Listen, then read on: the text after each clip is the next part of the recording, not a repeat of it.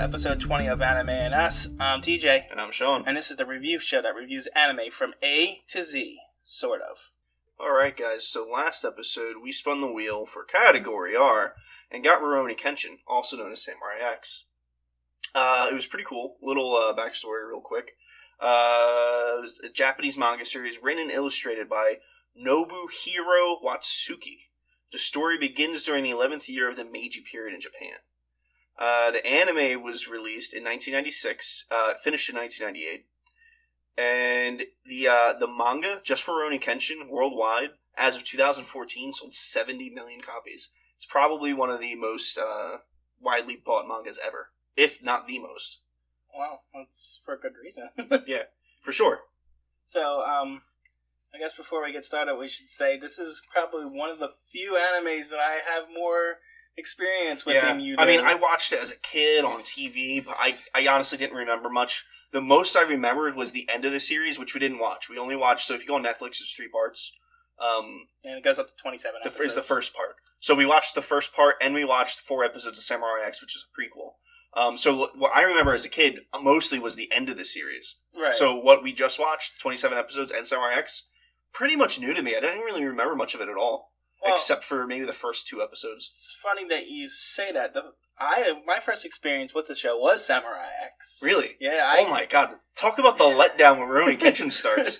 So, I actually watched Rurouni Kenshin when it was aired on Toonami before it was even Americanized. Oh, yeah? So, I kind of had the experience with Samurai X before anything else. Mm-hmm. And then going into it, it's definitely a jarring experience. Completely different. Going from Which makes sense, especially if you watch the first Samurai X, the first 4 episodes. Yes, and it's definitely interesting. So you just watched Samurai X. Yeah.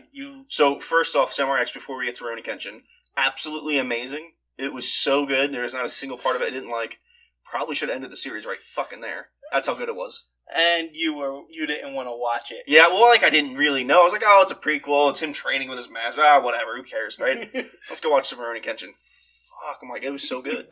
I told you it was good. And the tone for the 4-episode series is immediately set when Kenshin, as a young lad, is ripping his sword through people's skulls and chests. Yeah? In the first couple moments. That was pretty epic. I was like, oh my god. And I sat up a little closer. I was like, I need to watch this better.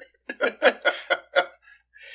I wasn't lying to you. I told you needed to watch it. Mm-hmm. And, because it was one of the very first, mature animes that I ever watched, and it kind of set the tone for watching anime for me, so... Oh, wow, yeah. Yeah, downhill after that. Well, when you go from watching Samurai X and Cowboy Bebop and shows like that... Yeah, they really are the cream of the crop, especially for the time period. So, I mean... that's why I was egging you on. You should really watch Samurai X.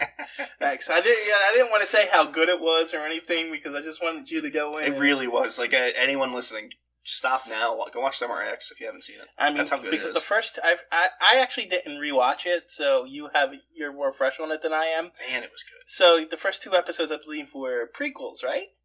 Technically, all 4 episodes were prequels to Rurouni Kenshin. All 4 of them. No. So the first 2 are him.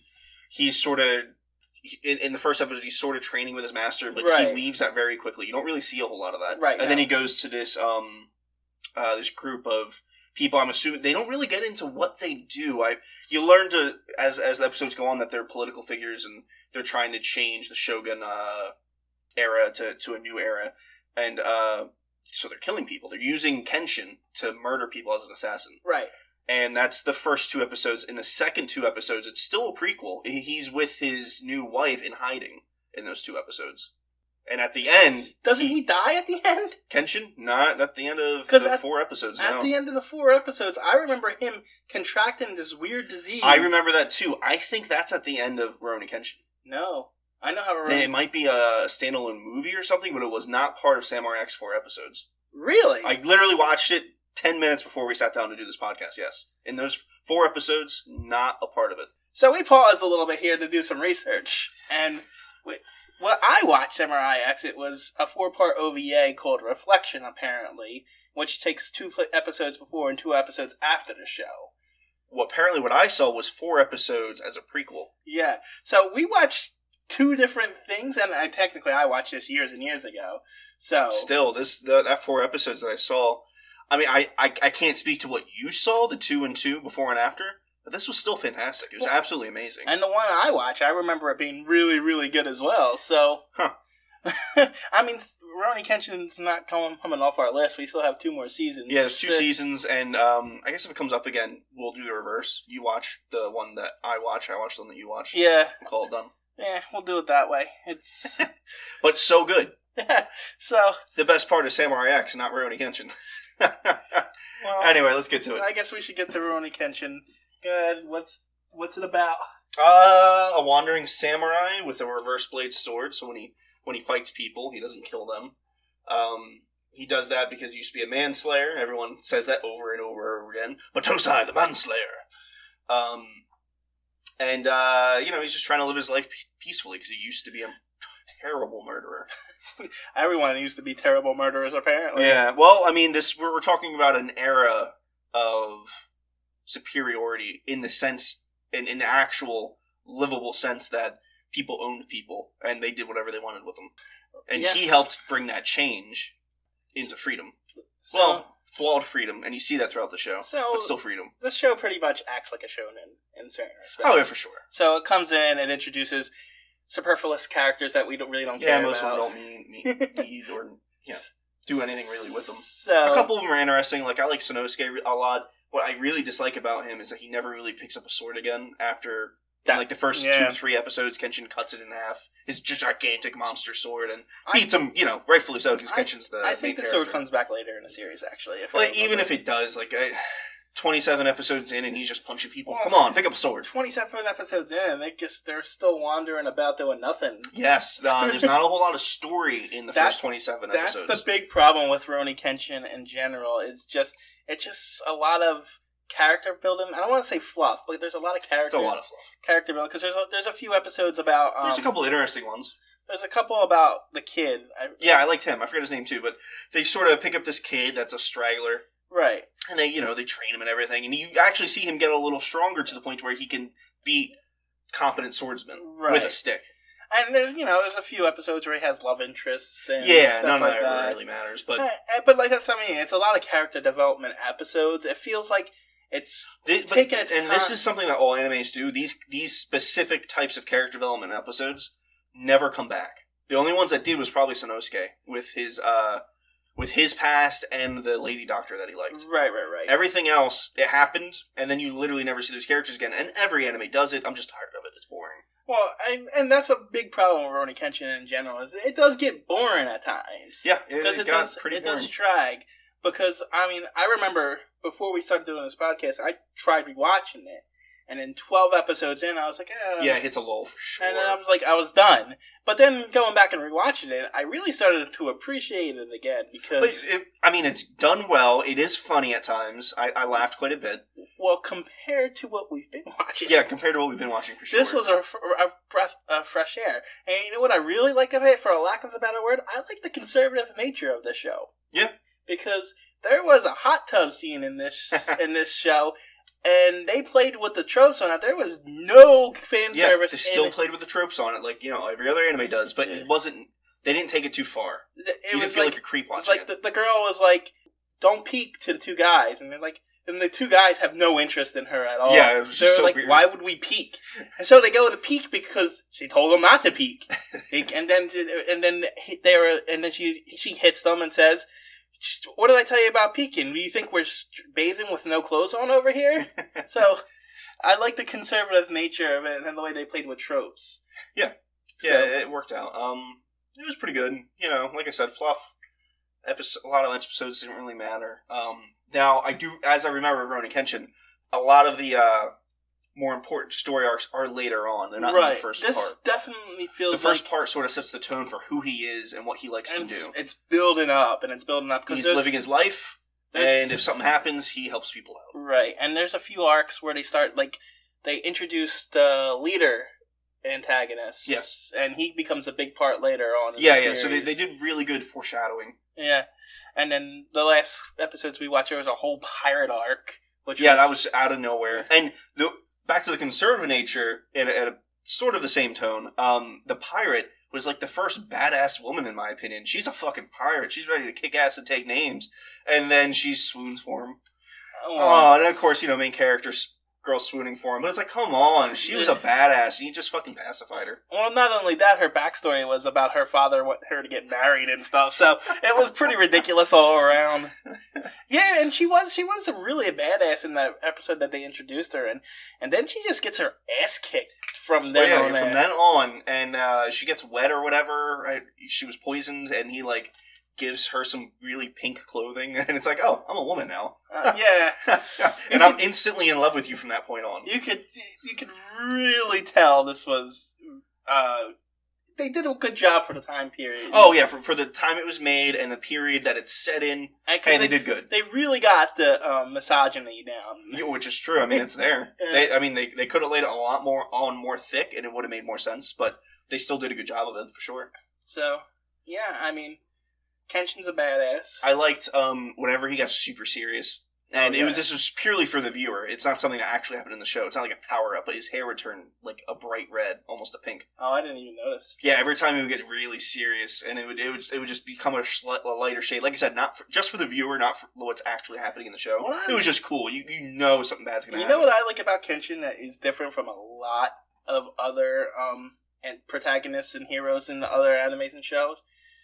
You see his eyes when he goes that way, and he's scary.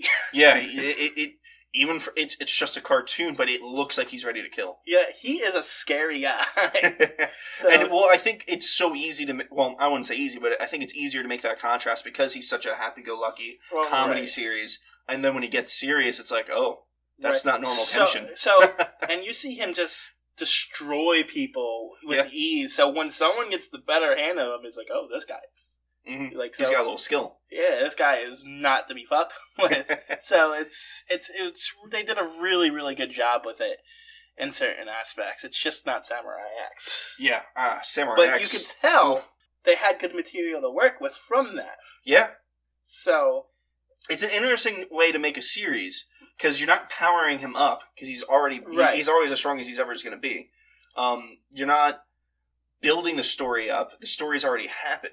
And you learn bits and pieces of it throughout the comedy type series that it is. And even though Rurouni Kenshin, I should say, is downplayed and it's more comedy and stuff like that, you can tell just by watching the Samurai X show why he's at this point and why the show is this way.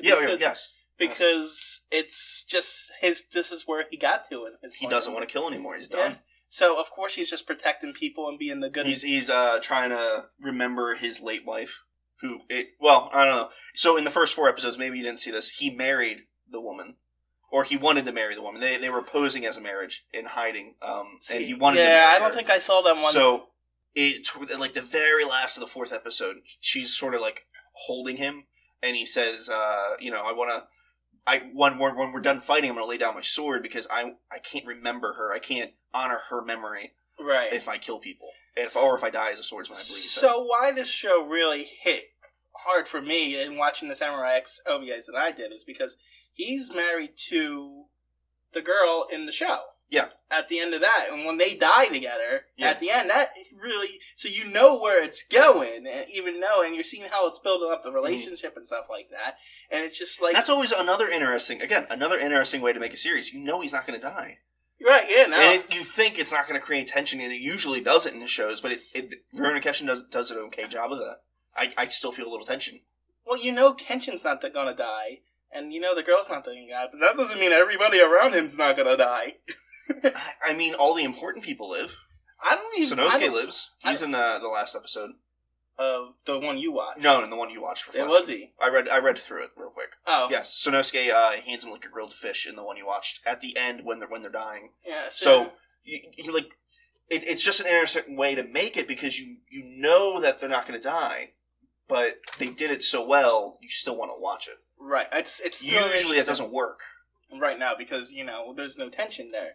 But they build it up in a way, because you already know he's a badass. You already know he's going to kick ass. So it's just how he overcomes certain obstacles. And it's also interesting to see him get pushed to that point. Oh, yeah. To the point where you see him flip the sword around. He's ready to kill. Doesn't always happen. I don't think it ever happens because I'd have to rewatch the entire show. But in the 27 episodes, he never actually killed anyone. But he did flip the sword once or twice, ready to kill. Yeah. And it was the girl. I wish I could remember names better. Japanese names, I just can't remember. She's them. cool. I get it. But she's really just a love interest. She's unimportant, wholly. But no, my point is that the love interest is the reason why. I think every time, actually. Yeah, so she stops him. That's why he doesn't flip over, and love is the power that overcomes. Yeah. Well, I mean, someone like that needs it. Well, I'm not saying it, but it's just the cliched. Yeah, for sure. Cliched thing that goes with it.